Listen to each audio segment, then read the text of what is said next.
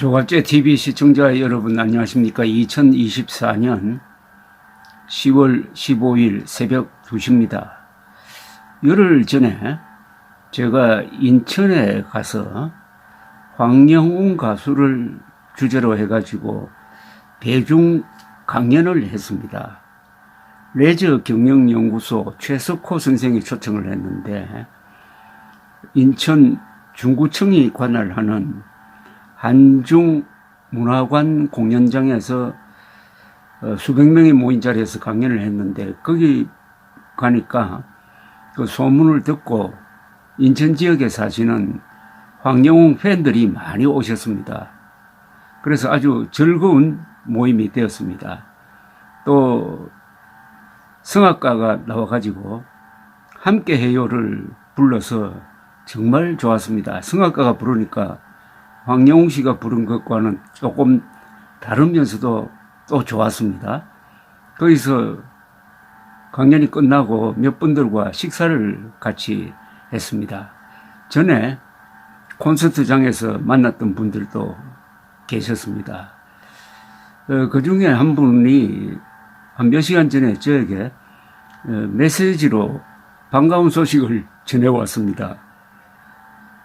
최초의 정규 앨범 공동구매 현황이라고 하면서 현재 61만 1,483장 61만 1,483장이 예약 구매가 되었고 액수로는 86억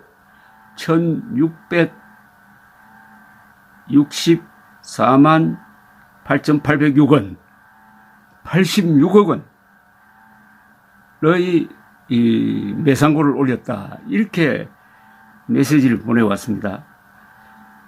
61만 1천장 86억 원 대단한 숫자입니다. 그래서 이 소식을 알려드려야 되겠다고 해서 제가 새벽에 지금 이 방송을 해드리는데 그 인천 공개 강연장에서 느낀 게 있습니다. 거기서 만난 황영웅 팬들은 역시 최고의 시민이었습니다. 그렇게 매너가 좋고 서로 또 남을 배려하고 하는 모습을 감아보니까 황영웅 가수가 쓰러졌을 때 그 노래를 잊지 못하고 황영웅의 억울한 걸 보고 참지 못하고 모여들었던 분들이니까 역시 남다르다는 생각을 했습니다. 남을 배려하는 마음, 그리고 언론이 너무한다는 이 분노를 가지고 행동한 분들이 벌써 한 6만, 팬클럽이 6만 명에 육박한다는 이야기를 들었는데 이분들이 또 최초의 정규 앨범이라고 해가지고 이렇게 열성적으로 공동구매를 했다는 소식을 들으니까 저 일처럼 그렇게 즐거웠습니다. 가수가 쓰러지고 어려울 때 모여들었던 팬들이라는 점에서 아마 독립운동하는 심정으로 서로 만났으니까 동지애가 남다르다고 생각합니다. 그래서 그 공연장에서 강연장에서 만났던 분들의 얼굴이 떠오릅니다. 어떻게 연세가 드셨는데도 저렇게 순수한 마음을 유지하는지 황영웅과 그 노래를 매개로 해가지고 정말 많은 분들이 삶의 보람을 찾고 좋은 일을 하고 또 좋은 일만 할 뿐 아니라 서로 십시일반 돈을 모아서 또 더 좋은 일을 하고 역시 한국이 이 자유시장 경제를 채택하고 있으니까 바로 이런 힘이 나오는구나 하는 생각을 했습니다. 약 6만 명의 이 패러다이스 팬이 이런 식으로 활동하면은 대단한 생산력과 대단한 구매력을 가지고 있는 어떤 세력이 이미 되었다는 생각이 들었습니다. 그래서 역시 하늘이 내린 가수의 힘은 위대하다. 제가 평소 하는 이야기지만은 천재는 하늘이 내리는 재주인데 그 천재를 못 살게 구는 사람은 천벌을 받는다라는 이야기를 하곤 합니다만은 천재를 알아주고 천재를 아끼고 천재를 키우는 황영웅 팬들이 이런 실적을 올렸다고 하니까 저도 이 새벽에 잠자지 않고 여러분들에게 기쁜 소식을 전해주고 싶었습니다. 작년에 황영웅이 어려울 때 올렸던 동영상을 골라서 저의 이야기 뒤에 붙여놓겠습니다. 새삼 좋은 일을 하고 있다. 저도 그리고 황영웅 팬들도 물론 황영웅도 이런 사람과 사람의 인연이 대한민국을 좋은 나라로 세계 앞에서 빛나는 나라로 만들고 있다는 생각이 들었습니다. 감사합니다. 어제 저녁에 있었던 재밌는 모임 이야기를 하려고 합니다. 어제 언론사에 근무하는 또는 근무했던 기자 출신 4사람이 저녁을 먹었습니다. 먹고 나서 어떤 자리에 가서 이야기를 하다가 노래 이야기가 나왔습니다. 4사람이 다 노래를 좋아하고 노래방에도 자주 가는 사람들입니다. 나이는 50대, 60대, 70대, 제가 그 중에서는 나이가 제일 많았습니다. 이야기 저야기 노래를 하고 그 다음에 좋아하는 노래를 유튜브를 검색해서 듣곤 하다가 황영웅에 이르게 되었습니다. 그래서 황영웅이 화제가 되었습니다. 황영웅이 최근에 부른 노래 몇 개를 틀면서 황영웅이 부른 여자 일생, 황영웅이 부른 아내에게 바치는 노래를 부른 다른 가수들 노래도 들으면서 비교를 해 갔는데 결론은 황영웅 노래가 독보적이라는 이야기입니다. 황영웅 노래가 왜 이렇게 독보적이냐? 근데 아내에게 바치는 노래는 황영웅뿐만 아니라 임영웅도 부르고 뭐 여러 가수들이 불렀습니다. 물론 하수영 씨가 원곡이죠. 그분은 안타깝게도 30대 초반에 1980년대 초에 돌아가셨습니다. 다 듣고 결국 황영웅으로 돌아오는 것이었습니다. 황영웅 노래가 왜 이렇게 가슴에 파고드느냐 라고 이야기를 하다가 또 어느 한 점에 수렴되었습니다. 황영웅 노래는 나를 위해 불러주는 것 같다. 다른 사람이 부른 노래는 그냥 무대에서 멋지게 아주 잘 부르고 나는 관객석에 앉아서 멀찌감치 쳐다보는 이런 어떻게 보면 제3자적 관계에서 노래를 듣는데 황영웅 노래는 바로 옆에서 나를 위해서 아니가 나만을 위해서 들려주는 1대1의 노래처럼 들린다.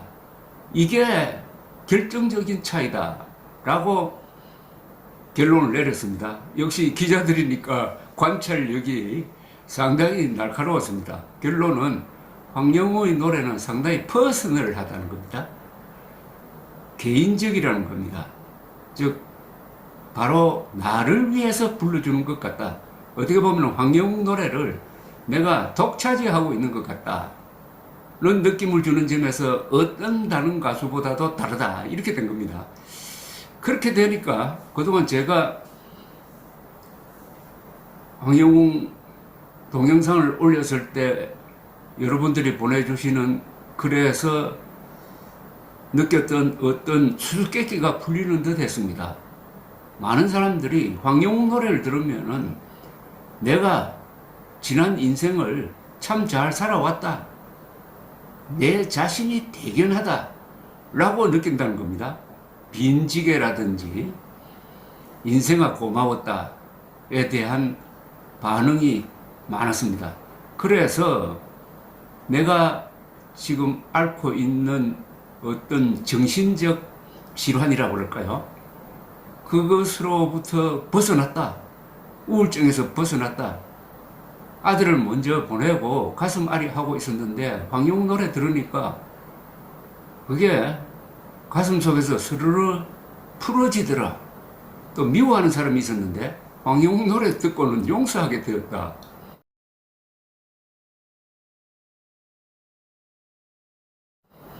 이런 게 다 이해가 되었습니다.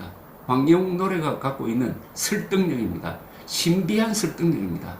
어떤 분석가는 황영웅 노래에는 뭔가 있다라고 했습니다. 뭔가 신비한 게 있다는 겁니다.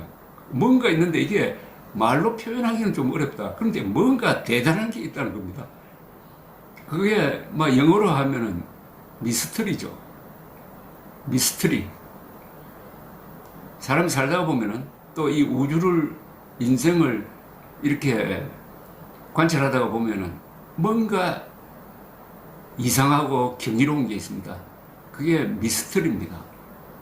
미스터리야말로 인생의, 우주의 그 아름다움의 핵심이죠. 그러면서 오늘 이 조갑재 TV 동영상 댓글창을 쭉 읽으면서 그와 공감하는, 어제 우리 기자들이 모여서 이야기했던 것과 맥락이 통하는 글들이 많이 발견이 되었습니다. 하나씩 소개를 해드리려고 합니다. 저도 사실 가정이 안 좋은 사연이 있었는데요. 황영웅님 덕에 살게 되었어요. 황영웅님 살리기에 매일매일 신경 쓰다가 보니까 제가 죽으려고 하던 생각이 없어지고 황영웅님 콘서트 하는 날만 기다리고 있어요. 나날을 보내며 현재는 마음이 편하게 되어서 살고 있어요. 황영웅님이 저를 살렸어요. 너무 감사하지요. 그전에는 임영웅을 좋아했는데 현재는 비교할 수 없이 황영웅님이 잘한다는 느낌이 듭니다. 이 구체적인 사례네요.